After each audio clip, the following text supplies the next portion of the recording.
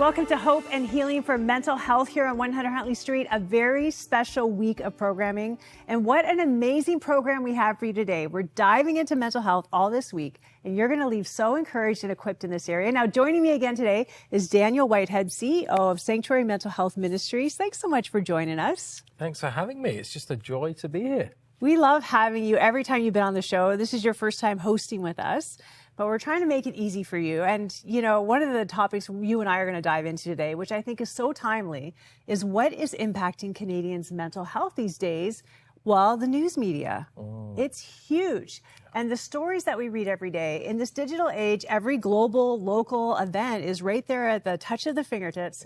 And, you know, Mental Health Research Canada found that 42% of us are saying we've had increased anxiety in the past month. Now, a third of that say tensions with the U.S. and our relationship there is part of why that's increasing, which we read about on the news. Yeah. Of course, half of us attribute that anxiety to the rising cost of living, but the rest attributed it to global events and personal challenges. So our mental health is impacted by so many different things, but the news and social media can play a big role. Yeah, they have for me as well. Sociology Associate Professor Marissa Young from McMaster University says the news cycle today often makes bad news feel relentless. And then that contributes to our chronic stress, where people feel like we're always bracing for the next crisis, like what's going to happen next in the world. And I really see that as well. During the COVID pandemic, I had to slow down my news consumption. I had to learn, because I was like, what's happening? You know, how is this spreading? Like, I wanted to know everything as a journalist, but I realized it wasn't having a good impact on my mental health, and I needed to stop that and then fill my tank with lots of scripture, prayer, time with God, worship music, things like that. And I found that actually really kind of recentered me again, got me out of the panic and freaking out mode that news can do to you. That's really amazing that you took the initiative to do that and to take agency. It's so easy in our culture to not do that, to just keep going. And Right? Experts say that this constant negative bombardment can make us feel powerless, which is why it has such an impact on our mental health. But we do have some tips for you today to help moderate that impact. Tip 1 is to set boundaries around how and when you consume news, which is exactly what you did, Cheryl. Yeah, absolutely. And listen, when you feel like it's getting too much, just switch gears, get off the phone, get off the headlines. Do something that's going to build back into hope for your life. And I think it's important to recognize when it's okay to take a step back. Just because something's happening in the world doesn't mean we have to just absorb every detail in real time. We are not running the world, so it doesn't really actually matter. So take a break, whether it's just for a day or even an evening. That can help reset your perspective and allow you to engage with the news in a way that feels less draining. I do this all the time. Yeah, so important. Just reminding ourselves that God is in charge, not us. Yeah. So tip 3 is to shift from passive consumption to active engagement. Instead of just absorbing negative stories, find small ways to take action, whether that's volunteering, donating, or even just having conversations about issues that matter. That can help restore a sense of agency. Yeah, I think that's important as well. So I have to do this all the time in my humanitarian work with Crossroads Cares, because I'm in situations that are so traumatic around the world that I see what people are struggling through. I have compassion. It really affects me. But what helps me process that is, you know, doing something to make a difference. Like, so when we fundraise, when we go back, when we feed people, when we get them clean water, for me, that's actually really helping reset my mind away from the trauma and into hope. Very, very good. I love that. You know, one other thing that we can all do is to ground ourselves in activities that are separate from digital spaces. Things like going for a walk or exercising or reading a book or engaging in hobbies. That can help counterbalance the mental overload that comes with constant news exposure. Oh, good advice. And lastly, social connection is also a key buffer against stress. Talking with family, friends, community groups about how you're feeling can help put things in perspective and remind you that you're not facing the world's problems alone, that we're all in this together. Amen to that.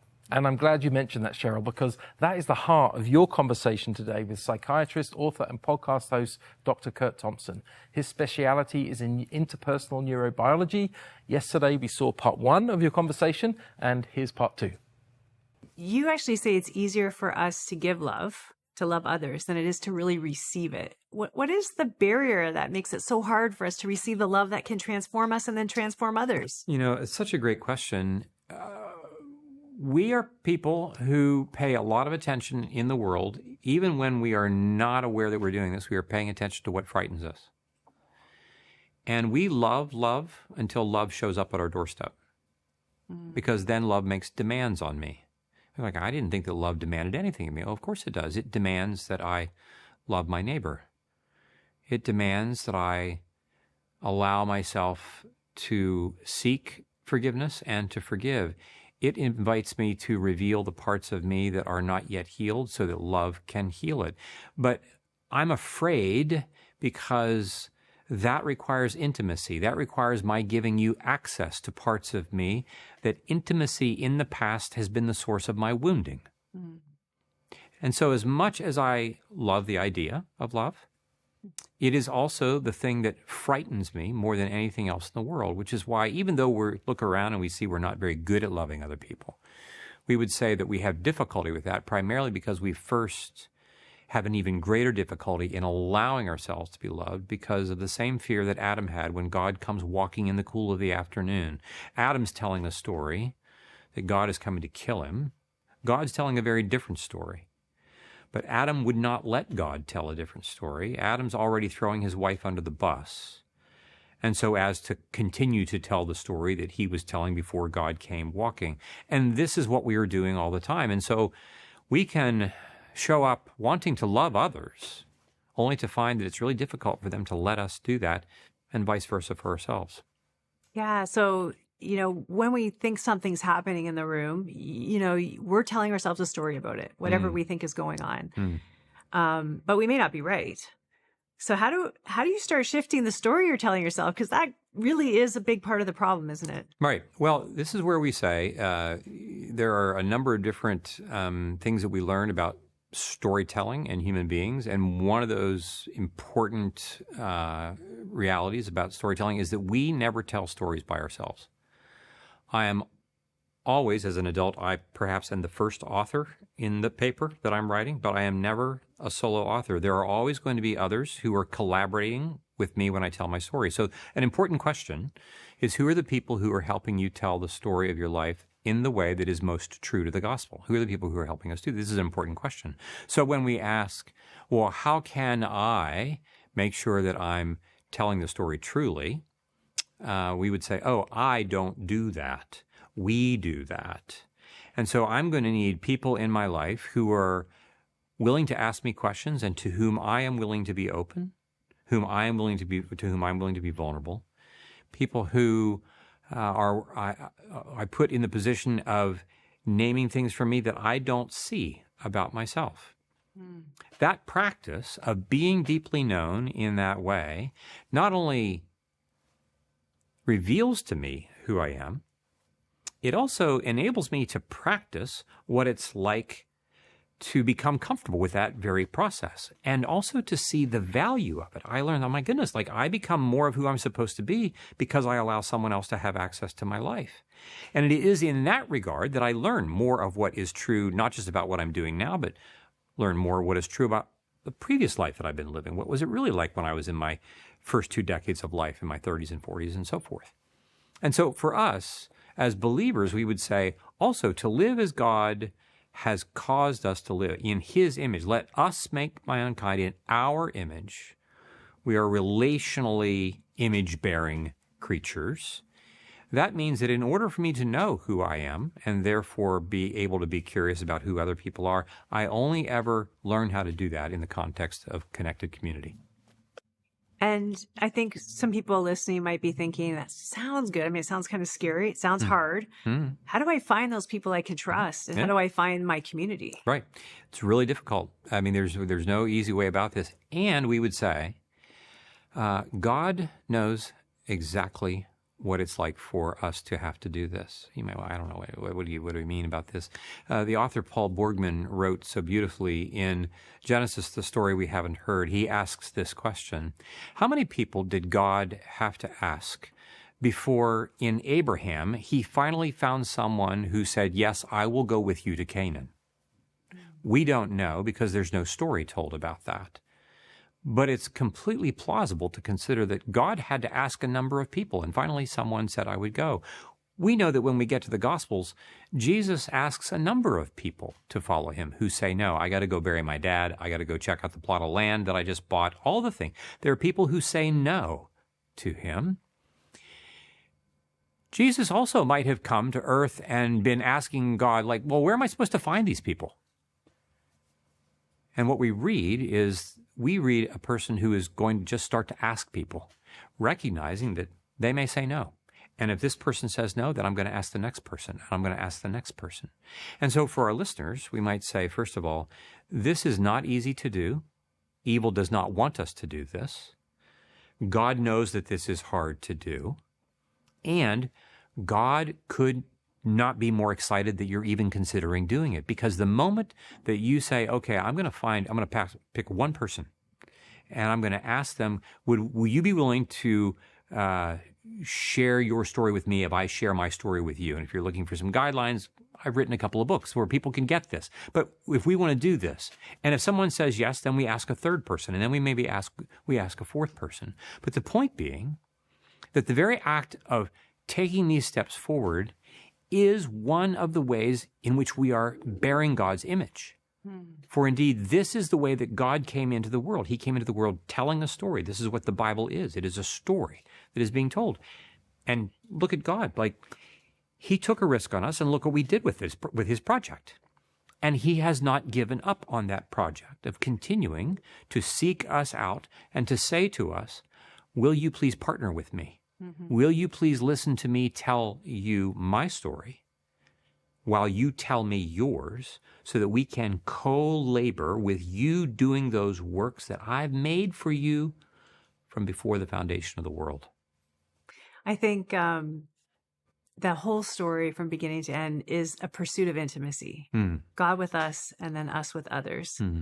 You really talk about Jesus looking at the worst parts of ourselves and loving us and not turning away. Can you just unpack that a little bit? I'm just thinking of people watching who have a hard time believing that. Yeah. Well, I think, one of the examples I give is, it's well known for many of our listeners, if we're familiar with the Gospels. There's a story about a woman who has a bleeding problem. Common in 3 of the Gospels. In Mark's version of this, she comes, she has a plan. She knows what her problem is. Many of us, we come to Jesus, and I can tell you what my problem is. And she knows what her problem is, her bleeding. And she has a plan for commando healing. We're going to get in, get the job done, get out. Nobody's going to know, right? All very quiet.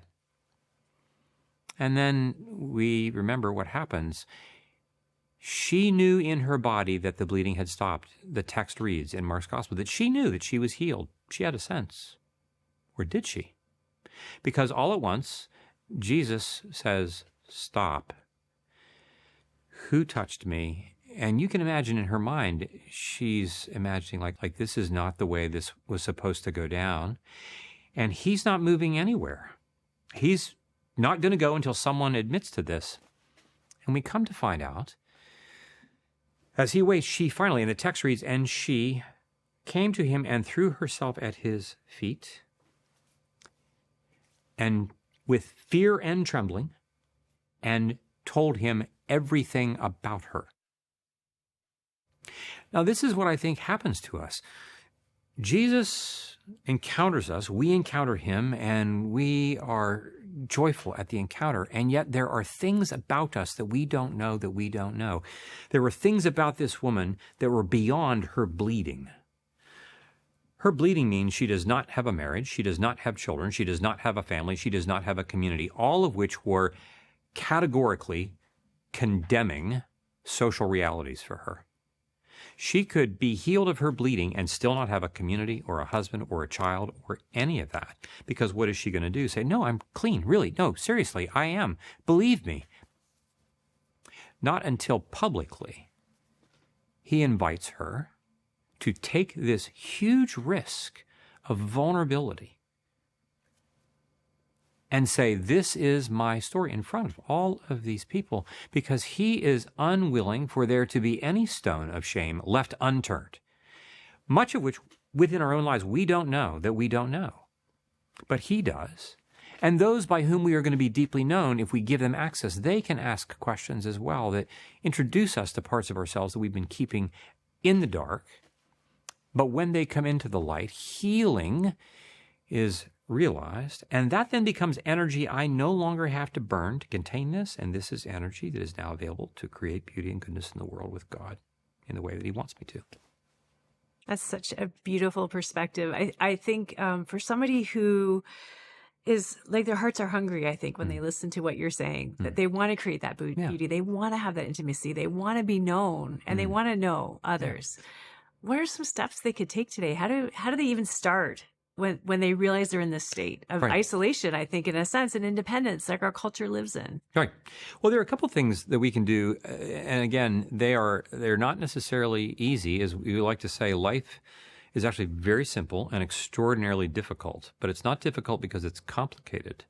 It's difficult because we have constructed narratives, in my mind, to keep me away from myself, to keep me from having access to the parts of me that I hate the most, that I'm afraid of and worried about. And so one of the things that we say to folks that's very easy, but when I say simple, people can begin to write things.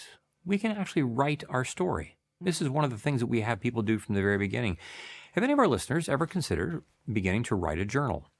And there's a simple way to do this. Just take the first 10 years of your life and say, I want you to write for 30 minutes. Begin with your earliest memory. I just want you to begin to write. Well, what am I supposed to write? And is it going to be the important things that I'm supposed to write? Say, actually, the very act of writing itself is an act of trust that you're giving to the Spirit to say, I want you to reveal more of me to me. I'm going to write about it. Then you take another 30 minutes a week later and you write about your second decade and so forth and so on. Then comes the next risk. I want you to ask someone if they will listen to you read your journal. And you're like, no. I am not doing that. But do we want to be known? We don't have to be known, and you can continue to believe that your life is really complicated. To which we will say, okay, you don't have to. And you can remain where you are until you're no longer wanting to live in that space. And so, writing in a journal, asking one person if they would be willing, if you would be willing, together would be willing to have you read this to them, and perhaps ask them to do the same thing. But also be prayerful about this. And that's one thing that I would say is that these kinds of these exercises are invitations to commune with the Father. We don't believe that we're just doing this by ourselves in our isolated state. We believe that the Holy Spirit is active and engaged and wanting us to tell our story more truly. In the same way that she came and with fear and trembling threw herself at his feet and told him everything about her in order for her to be fully liberated. Mm-hmm. And so those are two things that our listeners can try. That is amazing. I could talk to you for another hour. Thank you so much for joining us today, Dr. Thompson. Thank you so much. It's been a pleasure. Thanks.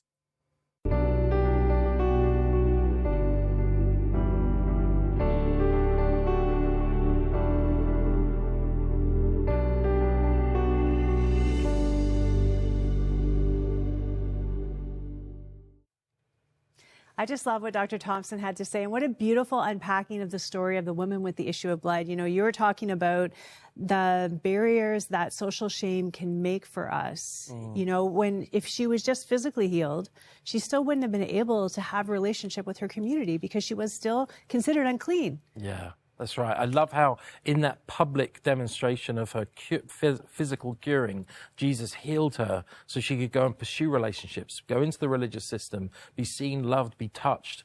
And it makes me think, what are the barriers that we put in place that prevent people from being seen and loved in the mental health space? Yeah, I mean, just even beyond the mental health space, I think just how judgy and critical we can be without even recognizing that we ourselves are broken as well, right? You can't throw a stone at somebody without thinking that you are above them in some way or better than them, and that there's no biblical precedent for pride. There's literally none. But anyway, let's dive into these pillars, because we promised to unpack the 5 pillars that Sanctuary Mental Health Ministries talks about.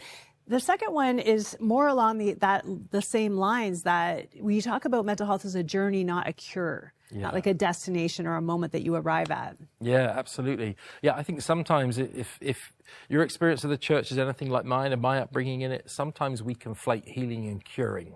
We really, and I actually think they're quite distinct. I think healing always happens in relationship, and relationship takes time. It's a process. So I think healing as a journey, recovery as a journey, is a really helpful analogy because it's non-linear. It's a place where you learn things, where you discover things. It doesn't go in a straight path. It may weave around. So I just think the idea of a process of learning recovery, learning how to recover, is really helpful because it means you can have seasons that aren't easy. You don't have to go, everything was bad, now it's good. You can go, actually, I'm on a journey. I have ups and downs and undulating landscape to navigate. But I think that is a journey that all of us should commit our lives to recovering well. Yeah, and you mentioned that yesterday on the show, which I loved. It's kind of like, as Christians, we like the black and white. I was sick and now I'm well. I was struggling and now I'm not. And life is definitely a journey, as if you've lived long enough, everybody experiences. Now, you say that this happens through 5 key processes. So let's start with the first one, cultivating hope. Tell me about that. Yeah, so I think hope is one thing that, again, Christians really, hope is our thing, right? We have hope. We know how the story ends. We know that Jesus wins. And so I think for us to hold on to that ultimate hope, and for people in the midst of crisis or languishing to find those little glimmers of hope, a kind word, a conversation, even a smile, like a positive facial expression from someone who's bearing witness to what you're going through, can actually be a glimmer of hope. And everyone needs that. It's funny, too, because studies show that even if you smile when you're struggling, it makes you feel better, which you don't even have to mean it. Like, your body just responds. Okay, so the second one is establishing positive identity. What does that mean? Yeah, I think it's so easy for people in the midst of maybe a mental health crisis to receive an identity they didn't ask for.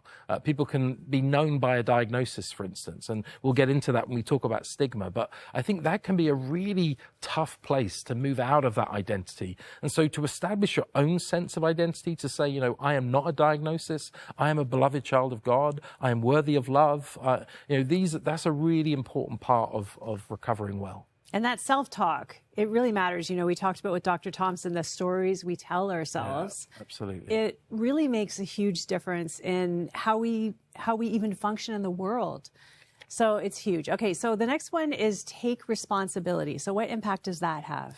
Yeah, I think for many people in crisis, if you think they may go see a doctor or a psychologist, and they're constantly in these power differentials. They're with people who are telling them this is wrong with you or this is a problem, and there's nothing bad with that.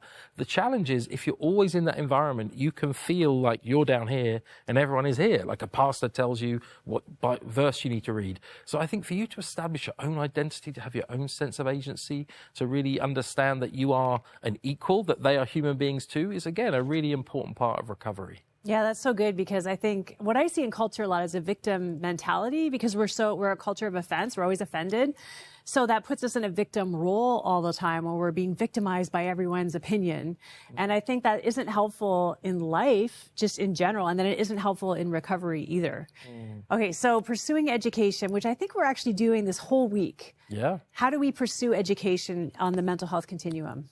Yeah, well, it's great that Sanctuary has made resources to help you do that. That's one of the reasons we exist, is to create educational resources. But I think you've got to go out and kind of educate yourself. Like, what is going on in the biology? That's why we love Curt Thompson. What is actually happening?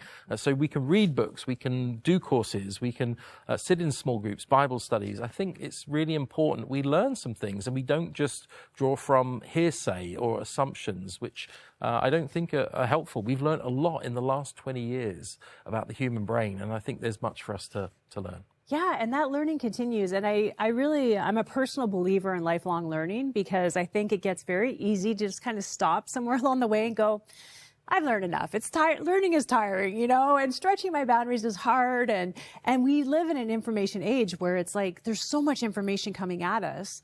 But I think targeted learning can really help us grow, even as we are, like, in 10 years, we're going to learn more things about the human brain. Absolutely. Yeah, it is quite remarkable the things they're discovering about the human brain even now. I would say we've probably learnt more in the last 20 years than in the rest of human history about the organ of the brain, this fearfully, wonderfully made part of the human body. And we did talk about how so much of what we're learning, as you heard with Dr. Thompson and so many, kind of backing up what the Bible said thousands of years ago before they had the science to back it up. Yeah, I just love that about the Bible, that these things that often we read in the abstract, which is not to say it's wrong, but also it's backed up just in practicalities. You know, the renewing of the mind speaks to neuroplasticity, our ability to change the pathways in our brain. Paul's been writing about this for a very long time. I just love it. I could spend all day talking about this. Okay, but we got to move on. So the last process is building community. And, you know, Dr. Thompson unpacked that pretty well. But it's not so easy to do in our digital age and, you know, our independent society. Yeah. And building community can feel really vulnerable for people who maybe been burnt in the past. And probably all of us have a story of being burnt. But as Dr. Thompson said, you know, leading with vulnerability, I think the one thing we can draw from as we pursue community, as we live vulnerably, is to remember our Lord. I mean, Jesus lived a vulnerable life. I don't think there's ever been a more vulnerable death than hanging naked on a cross saying, my God, why have you forsaken me? So we have a friend in Jesus who models what it is to be a vulnerable leader. And it's his act of vulnerability that has changed the universe. So I think as painful as it can be, to find a safe place, to find a sanctuary where you can talk about your story is really important. Yeah, it is challenging. And finding the people you can trust, I think, is really important as well. Well, I just want to remind you about our prayer lines, because that is a resource that is always available. Maybe you are in a place in your life where you feel like there's nobody around you that you can trust. Well, you can call our prayer lines. You don't even have to give your name. You can be completely anonymous, and we would love to pray with you. That number is 1-866-273-4444. Send us an email at prayer@crossroads.ca. You can go to crossroads.ca, chat with our digital pastor. We just want you to know that there's literally no reason to be alone. We also have another resource for you. It's a Bible study centered around faith and mental health. Now, you can download it at crossroads.ca/study guide. It's absolutely free. It's accompanied by insightful video segments from mental health experts that's going to give you daily encouragement as you work through the study. Speaking of education, this is a great way to invest in it. And, you know, before we go, Daniel, you know, I know that no matter what we're going through today, there is another season ahead. Can you just give people a little word of hope about that? That just because we're in one place now, that doesn't mean that's where we're going to end up or be forever. Absolutely. I think when I read the scriptures, I see stories of people who are struggling, but who know and find the goodness of God in the midst of that. We are part of that story, as Curt said. We're part of that story of hope. Those same people looking to God, finding hope in the midst of whatever we face.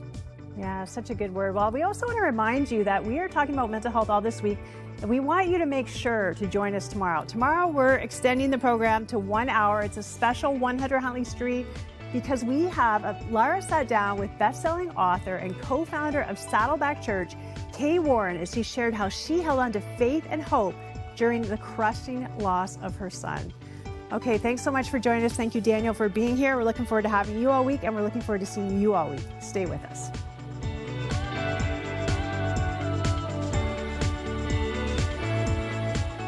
Thank you for your ongoing support of Crossroads, a supporter-funded nonprofit organization and member of the Canadian Centre for Christian Charities. Thanks to faithful people like you, we are able to continue producing 100 Huntley Street. You can write to Crossroads, P.O. Box 5100, Burlington, Ontario, L7R4M2, or visit crossroads.ca to learn more about our programs.